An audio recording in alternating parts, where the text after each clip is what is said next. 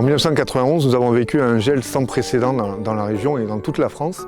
Et le cycle végétatif de la vigne avait été tellement bousculé que pour avoir l'optimum de la maturité des raisins, les vignerons de l'époque avaient attendu le 31 décembre pour vendanger. Et le soir du 31, chacun dans sa famille réveillonnait.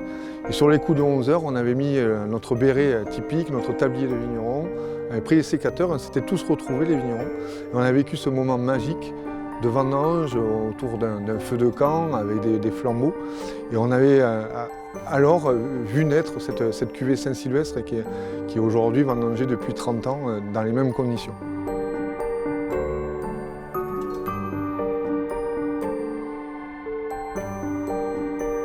La cuvée de la Saint-Sylvestre, c'est le dernier tri des pâcherins. Le pâcherin, on le vendange en plusieurs tris pour aller sortir les raisins qui nous paraissent les plus mûrs en fonction des profils de vin que l'on veut créer, pour les conserver pour la nuit de la Saint-Sylvestre les plus beaux raisins que la vigne est capable de nous amener.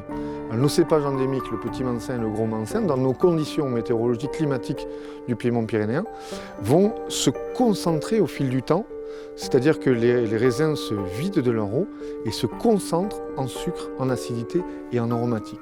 Et ce que l'on va vendanger dans la nuit du 31 décembre, ce qu'il y a de plus abouti dans toute notre gamme de pâcherins, et de nous donner quelque chose, un produit merveilleux que l'on retrouvera bien sûr sur les tables du réveillon, mais pas que.